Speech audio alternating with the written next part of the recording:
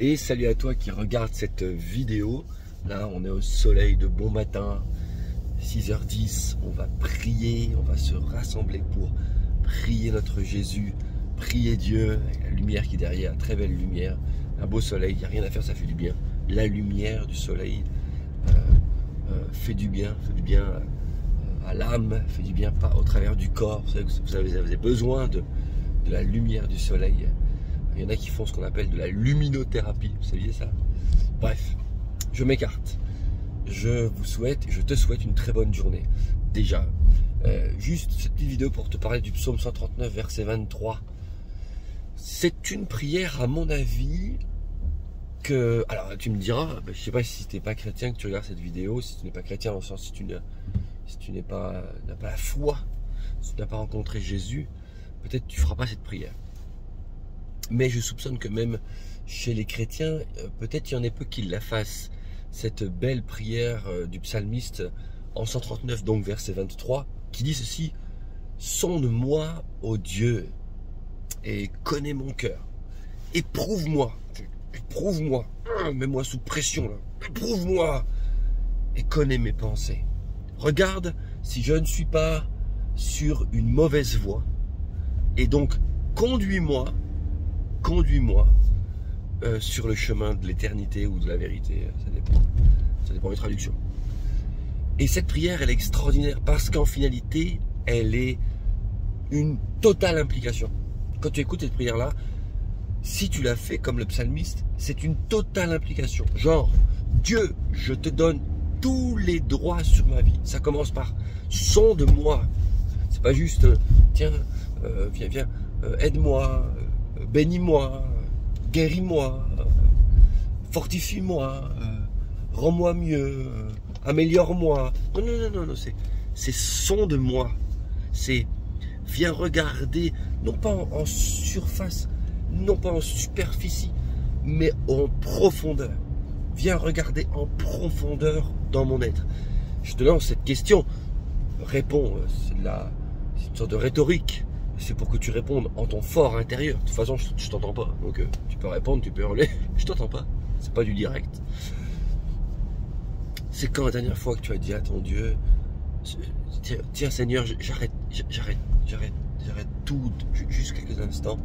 Je remets tout à tes pieds. Je te donne à nouveau les droits sur tout. Sonde-moi. Sonde-moi. Tu sais que quand Dieu te sonde, tu sais au fond qu'il y a des domaines de ta vie où lui, il est capable d'aller regarder, alors que toi, ou moi, on est incapable de déjà les gérer. On sait au fond qu'il y a un truc qui va pas, on doit encore on doit se laisser travailler, et puis on dit, sonde-moi Seigneur, et Dieu va jusqu'au bout du bout.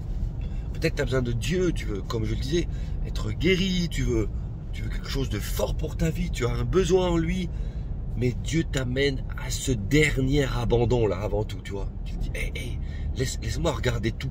Non, je voudrais juste que tu regardes le domaine de la guérison. Juste, s'il te plaît, je veux regarder tout.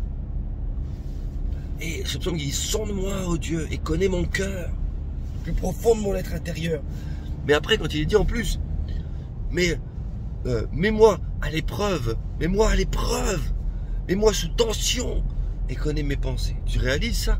Mets-moi à l'épreuve. C'est-à-dire tu viens et tu demandes à Dieu, mets-moi sous tension, mets-moi dans un désert. Enlève-moi ce qui est mon maintien habituel. Enlève-moi les repères quelque part. Et connais mes pensées. Les pensées, elles vont s'attribuer plus à connais mon être intérieur de ce que moi j'ai décidé, de ce que moi j'ai en tête, de ce que moi je veux suivre comme chemin justement, de mes décisions. Mon cœur, c'est peut-être mon côté intrinsèque. Connais mon cœur, sonde-moi. Connais même, comme je l'ai dit, ce que je ne peux pas gérer. Mais connais mes pensées. C'est viens regarder et découvre tout ce que j'ai pensé. Tout. Les mauvaises pensées. Tu vois, dans un autre passage, Dieu parle au travers du prophète Osée, et puis il dira, je vais emmener mon peuple au désert, afin de connaître le fond de son être, le fond de son cœur aussi. Et parfois, qui oserait prier cette prière? Connais mes pensées, mets-moi à l'épreuve. C'est une prière qui est lourde, hein, mais qui a le mérite. Et peut-être tu peux la faire aujourd'hui. Peut-être c'est un rendez-vous pour toi qui a le mérite de te ramener à une pleine authenticité. Quand tu fais cette prière, tu vois, sonde-moi, connais mon cœur, mets-moi à l'épreuve, connais mes pensées, regarde si je ne suis pas sur une mauvaise voie. Et là, tu lui donnes toute l'autorité, toutes les permissions, et tu lui dis, et ramène-moi sur le chemin de l'éternité. Tu peux, moi je tiens le volant de ma voiture ici, tu vois. Et ben si ma voiture c'était ma vie, c'est comme si je disais à Dieu, écoute, moi je passe au siège passager, tu prends le contrôle total.